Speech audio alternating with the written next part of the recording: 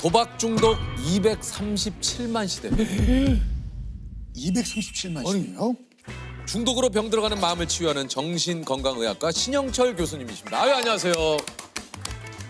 강북성병원 정신건강의학과 전문의 신영철입니다. 2001년 국내 최초로 개설된 도박 중독 클리닉에서 15년간 근무를 하시면서 환자를 본 도박 중독 치료의 권위자시기도 해요.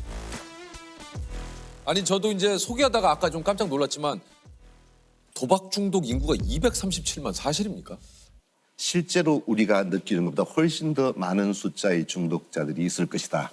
그렇게 예상을 하고 있습니다. 과거에는 우리가 도박에 접근하기 위해서는 많은 노력이 필요했지만 지금은 맞아요. 뭐만 있으면 돼요? 휴대폰이요. 그렇죠. 이걸로 이제 다 할 수 있으니까 너무 접근이 쉬워졌어. 노출이 많아졌죠. 중독자가 늘어나면서 어찌 보면 당연한 결과인지도 모릅니다. 아니, 이게 진짜 도박에 중독된, 이게 사실 가끔 뉴스를 통해서나 뭐 이렇게 주변에서 보면 이런 얘기를 간혹 듣기는 합니다만 예. 도박 중독이 다른 중독보다 좀 무서운 이유가 좀 있다고 그래요. 우리가 중독이라고 하면 이제 물질 중독이 떠오르죠. 그쵸. 술, 아, 맞아요. 마약. 예. 그렇죠. 근데 이제 행위 중독이라고 해서 예. 어떤 행동도 물질 중독과 똑같이 뇌에서 중독 현상이 발생한다. 그게 이제 도박 중독, 쇼핑 중독, 게임 중독 이런 것들이죠. 맞아요. 아니, 이게 저 도박 중독에 왜 걸릴까? 뭐 이렇게 또 생각을 하시는 분이 있을 수도 있는데 일반적으로 생각하기에는 뭐 돈 때문이 아닐까라는 생각이 좀 들거든요. 당연히 도박은 돈 따기 위해서 하는 거죠. 그렇죠. 그렇게 생각하기 쉽지만 사실 전혀 그렇지 않습니다. 아, 그래요? 그렇습니까? 도박은 어찌 보면 돈과 무관하다. 약간 과장되게 제가 말씀드리면 네네네. 예를 들면 술을 마시는데 일주일 뒤에 술이 취한다. 마시겠어요? 아니죠. 지금 취하니까 말이죠. 그렇지. 술을 마시면 지금 기분이 뿅 가야 돼. 예. 근데 일주일 뒤에 취한다. 마시지 않습니다. 경마장을 가서 배팅을 했는데 말들이 막 달리고 들어오죠. 말들이 경마장 밖을 나가서 석 달 뒤에 들어온대. 배팅할래요? 아, 그건 못 기다리죠. 그렇죠. 예. 중독이라는 것은 뇌가 즉각적인 보상이 주어질 때 중독이 되는 거예요. 중독성이 강한 도박이 뭐냐? 빨리 승부가 나는 거예요. 맞아요. 회전이 빠른. 너무 잘하시네. 예. 저도 모르게 예. 회전이 굉장히 빠른. 중독이라는 것은 뭐 돈의 문제다. 그런 것들이 아니라는 뜻입니다. 이게 도박 중독이 이제 도파민의 영향이라고 하는데 도파민 이거 좀 많이 듣거든요, 도파민. 그렇죠. 도대체 이게 도파민이 뭡니까, 이게?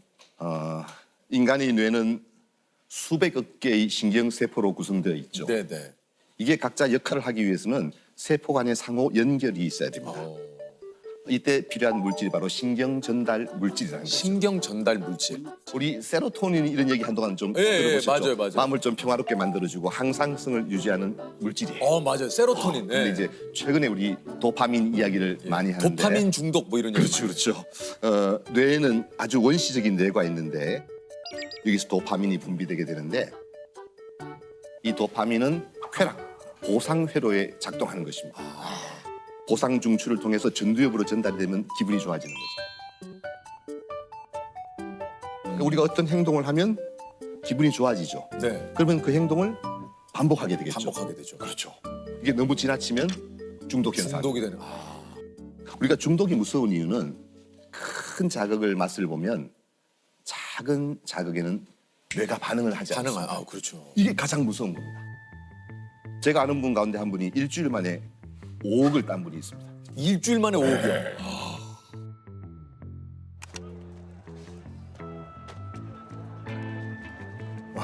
도박을 해서요. 얼마나 행복했겠어요.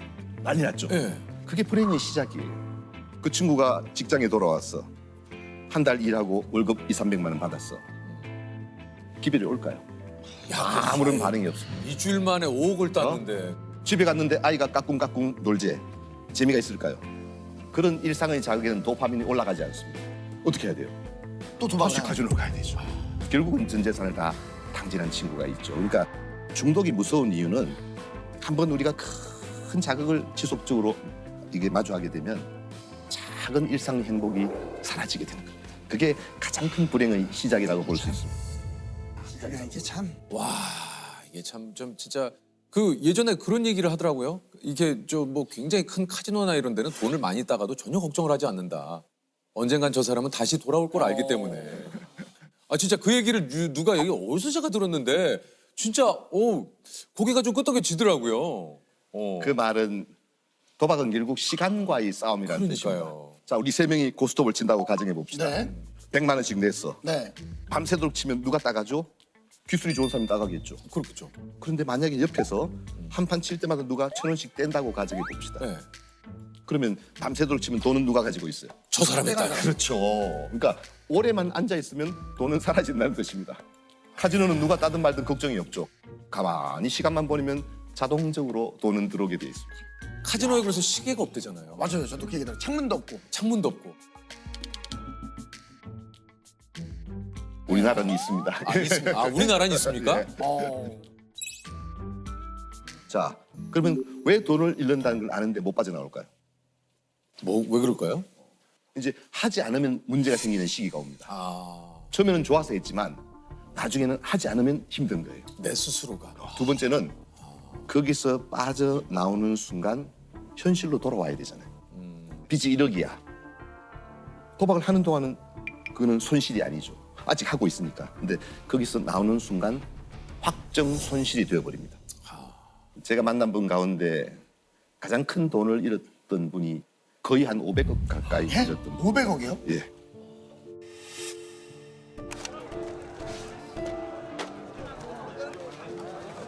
왜 500억이 있는데 도박을 했을까? 신기하죠. 정말 대단한 분이셨죠. 열심히 살아서 중소기업을 잘 이룬 상까지 많이 받은 그런 분인데 어느 날 은퇴하고 난 뒤에 카지노에 중독돼요. 그리고 돈을 다 잃었는데 제가 만나서 이렇게 뵈니까 평생 한 번도 도박을 해보신 적이 없대요. 가만히 얘기를 들어보니까 이분이 평생 일을 도박처럼 했구나. 저는 볼 때 모든 열정과 에너지를 정말 일에 쏟아, 쉽게 말하면 일 중독이죠. 이게 은퇴하고 나니까 이 에너지와 열정이 갈 곳이 없잖아요. 어느 날 탁 그걸 접하는 순간 중독에 빠져버린 거예요. 중독이라는 것은 결국은 방향성의 문제라는 뜻입니다.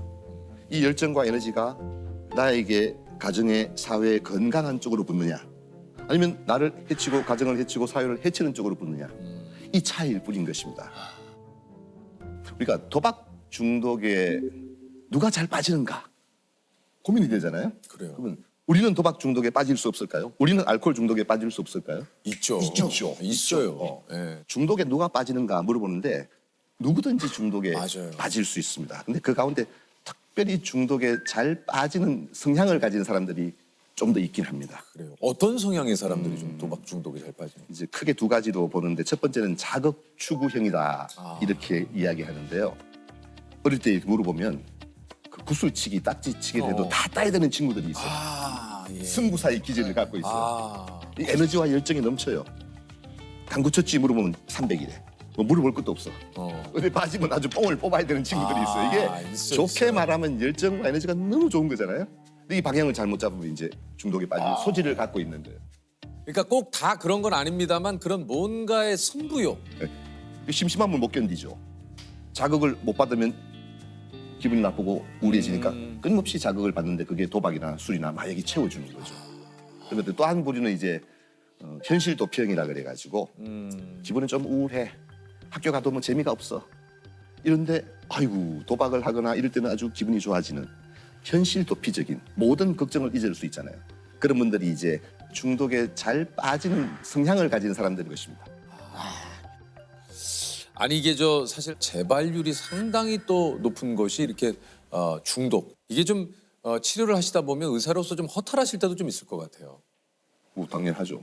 예. 일반적으로 정신과 의사가 그렇습니다만 특히 중독을 보는 정신과 의사는 맷집이 좋아야 됩니다. 그렇습니까? 그 재발이라는 것은 어찌 보면 이 중독 치료의 당연한 결과이기도 합니다. 그렇습니다. 그런 과정을 다 거쳐서 좋아지는 거예요. 자, 술 끊자.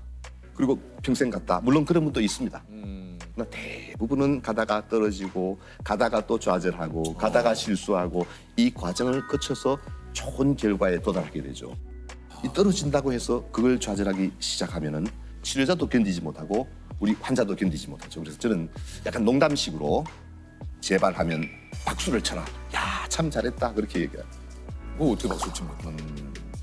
단도박 모임, 단주 모임의 1계명이 뭔가 아셔야 돼요. 뭡니까? 나는 술 앞에 무력했음을, 나는 도박 앞에 무력했음을 시인합니다. 이게 1계명이에요. 아, 이걸 깨닫는 순간 어떻게 해야 돼요? 도움을 받아야 되는 거예요. 이게 치료의 첫 번째 단계라는 뜻입니다. 하지 말라는 말을 계속 한다는 말은 무슨 뜻일까요? 문제가 생기면 해결해 준다는 뜻입니다. 하지 말라고 말하면서 하면 돈을 갚아주잖아요. 그 결과에 대해서 내가 책임지겠다는 것을 간접적으로 가르쳐 주는 것입니다. 하든지 말든지 내 관심사가 아니에요. 그건 저 사람의 문제예요. 결과에 대해서 그 사람이 책임지도록 만들어주는 것입니다. 도박 중독자들을 집단 치료할 때 동물 실험을 했을 때 쥐에게 마약을 주입합니다. 그러다가 놀랍게도 한 4마리의 쥐가 있으면 한 마리는 나중에 마약을 먹지 않습니다. 어떤 쥐일까요? 대장 노릇을 하는 쥐입니다. 리더로서의 역할을 함으로써 마약을 접하는 시간이 줄기 시작합니다. 이 사회적인 역할이 얼마나 중요한 것인지 모릅니다. 이 사람이 본성을 회복하고 원래 자기 자신의 모습으로 돌아가도록 그 역할을 부여해 주는 것이 가족들의 역할일 것입니다. 요즘 그 진짜 유튜브, 네. 예, 특히 쇼폼, 이 쇼폼에 대한 이 중독에 관한 얘기도 정말 많이들 맞아요, 하시잖아요. 잠잘라고 잠깐 켰는데 아침 해를 예, 보게 된다거나. 그 무슨 질병으로 보기는 어려울 것 같고요. 네. 그냥 사회적인 현상으로 봐야 되지 않겠어요? 네. 그냥 보세요, 그냥. 그냥 봐요? 네. 뭐 해결책이 쉽게 나왔네요. 지금 다들 그래 나도 그래. 그냥 보라고? 이게 이제 문제가 뭔가 하면 네. 이게 질병으로 볼 때는 어떤 게 있는가 하면요. 단순히 많이 본다, 많이 한다 그런 문제가 아니에요. 뭡니까? 그럼 아이가 게임을 몇 시간 하면 중독이에요. 그런 기준이 있어요? 없습니다. 이렇게 많이 보고 안 보고의 문제가 아니고 그것 때문에 다른 일상에 지장이 그러니까. 있는가 그 문제예요. 예를 들면 쇼폼 막 재밌잖아요. 네. 많이 봐. 재석 씨가 그게 중독돼가지고 막 하루 종일 그거 보다가 녹화로 일상을 와야 되는데 못해, 일상을 못해. 오지를 일상. 못해. 네. 유퀴즈 녹화를 못 왔어. 이거는 심각한 거죠. 그거는 문제 중독이에요. 그러나 그걸 다 하면서 내가 일상을 잘 유지하고 있다. 그거는 뭐 병적으로 중독성이 강한 물질은 아니란 뜻이죠. 숏폼이라는 것 자체가 짧은 시간에 많은 자극을 받게 되잖아요. 그렇죠. 문제는 그걸로만 도파민이 올라간다. 다른 것으로서는 도파민이 올릴 수 없어. 이렇게 되면 인생이 이제 피곤해지죠. 그건 인생이 피곤해져. 그게 정말 중요한 개념이라고 보시면 되겠습니다.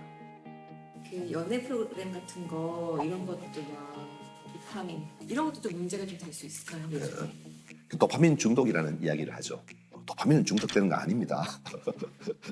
도파민 무슨 죄가 있습니까? 도파민 중독이라는 것은 우리 사회가 지나칠 정도로 자극 추구적인 성향을 가진 게 아닌가 여기에 대한 경고의 이야기입니다. 우리 사회가 지난 100년 동안 받을 자극을 이제는 1년 만에 다 받아버린 것입니다. 만사를 제쳐놓고 우리는 자극적인 일에만 몰두하게 되는 것이거든요. 이렇게 되면 이제 나중에 도파민이 균형을 잃게 되고 중독 현상이 발생하게 되는 것이죠. 성숙하다는 게 뭘까요? 우리는 즉각적인 보상만을 바랍니다. 성숙하다는 것은 이 지연 보상, 나중에 보상이 오는 것을 견딜 수 있는 능력이에요. 자기를 조절할 수 있는 능력이 생깁니다. 내가 힘들어도 나를 조절하면서 조금 기다렸다가 나중에 보상을 더 받는 것도 받아들일 수 있는 성숙함이 있었으면 좋겠어요. 아니 사실 정신건강의학과 의사분들을 뵐 때마다 또 어떻게 보면 인간의 마음을 치료한다는 것이 이게 참 얼마나 어렵고 고된 일인지 오늘 교수님도 나오셨지만 참 간접적으로 좀 느끼는 것 같은데 정작 어떻습니까? 교수님의 마음을 좀 돌보지 못할 때도 있나요? 어렵죠. 어렵죠. 예. 사람이 살다 보면 그런 날이 있죠. 나의 의지만으로, 나의 노력만으로 해결하지 못하는 수많은 일들이 있습니다. 저는 2018년도 12월 31일 밤을 평생 동안 잊지 않습니다. 어떤 정신과 의사 한 분이 환자분의 칼에 돌아가셨죠. 고 임세원 교수라는 분이었습니다. 정신질환 환자가 휘두른 흉기에 숨진 고 임세원 교수의 빈소가 오늘 차려졌습니다. 피습 당시 위협을 받는 상황에서도 마지막까지 다른 환자들과 간호사들의 안전을 챙긴 사연이 전해지면서 주위를 더욱 안타깝게 하고 있습니다. 제가 하던 연구소의 부소장이었습니다. 제가 오전에 진료를 보고 그 친구가 오후에 진료를 받죠. 운전을 하고 가는 중에 전화를 받았죠. 사고가 났다고. 그리고 돌아오면서 수많은 생각을 했죠. 그가 떠나고 저는 맷집이 무지무지 좋은 사람이거든요. 그런데도 버티기가 힘들었나 봐요. 제가 자면서 그렇게 서럽게 울었대요. 그리고 몇 달을 지나고는 다시 일어서기로 했어요. 그 아픔도 그 슬픔도 내 삶의 한 부분임을 수용하고 나는 다시 일어서서 나의 길을 가야 한다. 그가 떠나고 나서 내가 제일 가슴 아팠던 것이 뭔지 아세요? 우리 둘이 찍은 사진이 단 한 장도 없었습니다. 충격적이었죠. 그리고 그때부터 내가 나의 제자들, 내가 좋아하는 사람들에게 연락하고 누구야 밥 먹자. 그리고 사진을 찍기 시작했습니다. 우리가 큰 아픔을 겪고도 살 수 있는 이유는 두 가지 됩니다. 한 가지는 시간의 힘이지요. 그 시간보다 더 위대한 치유의 능력을 가진 게 딱 한 가지가 더 있습니다. 긍정적인 감정 기억의 힘이라는 것입니다. 작은 일상에서 웃게 되는 기억들이 있죠. 감정에 동반된 기억은 뇌에 남게 됩니다. 여러분도 지금 여러분이 만나고 있는 또 여러분이 옆에 있는 이 사람들이 얼마나 소중한 사람들인지 그들과 함께 맺는 이 관계들이 얼마나 내 삶에 소중한 것인지를 깨닫는 그런 한 해가 되었으면 좋겠습니다.